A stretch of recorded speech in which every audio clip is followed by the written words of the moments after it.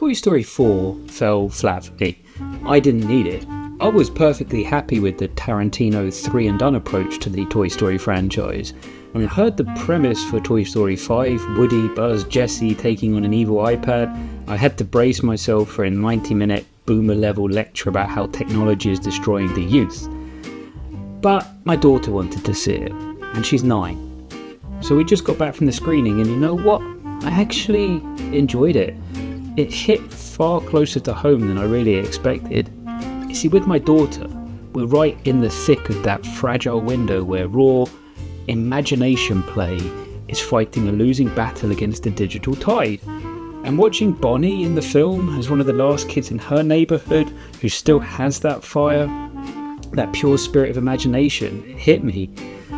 The film actually does a really good job of addressing the grey areas of modern play. It didn't just do a physical toy good, tech toy bad narrative. It finds a middle ground. It finds these single purpose hybrid tech toys. The absolute MVP of the new cast is Conan O'Brien, voicing Smarty Pants, a high-tech microchipped toilet training potty accompaniment.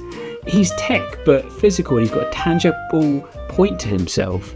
Narratively, Pixar made some incredibly smart choices here. Early on, they literally put all of the legacy bloat into a box. That's Mr. Potato Head, it's Slinky, it's Rex. Extinction! Not again! By clearing the board, it gives the core characters room to breathe, especially Jessie. She gets the best arc out of the main three, and it leads to the most emotional, touching moment of the entire film. And then there's this Buzz Lightyears subplot. You know when Pixar used to put those wildly inventive short films before the main feature? They did that again. They started the film with what I thought was one, and then it turned out to be an ongoing story throughout the film. Starts with a shipping container crashing, and we're following about 50 high-tech factory reset Buzz Lightyears with no idea they're toys, and they're on this actual space mission trying to escape an island, and it just keeps cutting back to them throughout the film, and it's chaotic, it's hilarious, it's classic Pixar inventiveness without actual narrative payoff later in the film. So let's just check that out. We've got great character work, brilliant comedic swings, and genuine emotional highs. But then we kind of get to the third act of the film, and this is where Pixar, a studio that built an empire on pushing boundaries, it flinches. After building up a nuanced, modern conflict about a little girl whose imagination has been smothered by an algorithmic void, the movie's big grand solution to it all is, well, just keep being a kid and find friends in the real world who share your interests instead of online ones. I agree, it's a sweet sentiment, but that's the sad part, it's still a stopgap. Kids aren't always going to remain kids, unless of course you recently saw that true-to-life biopic about the boy who never grew up and never molested anyone. But the rest of us, we have to face reality. The movie is perfectly happy pointing its finger at the glowing rectangle, labelling it the villain. It completely lets the real culprits off the hook. The parents. Bonnie's parents are oblivious to the zombie state she's in because, let's be honest, the zombie state is incredibly convenient at times. Look, the tablet isn't a gateway to information, it's an electronic pacifier, it's a silencer, but the danger isn't the iPad. The film doesn't explicitly say it, but walking out of that theatre, this made me want to go home and actually be player 2 this weekend. If your kid is diving into digital spaces, you don't confiscate the screen, you get in there with them. Tech should be an engagement tool, not a distraction.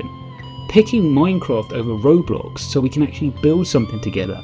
Fire up Mario Party for a spin maybe this weekend. If you embrace that this digital shift is going to happen, and you make the choice to be a part of it until they inevitably want that independence, I promise you it'll be rewarding.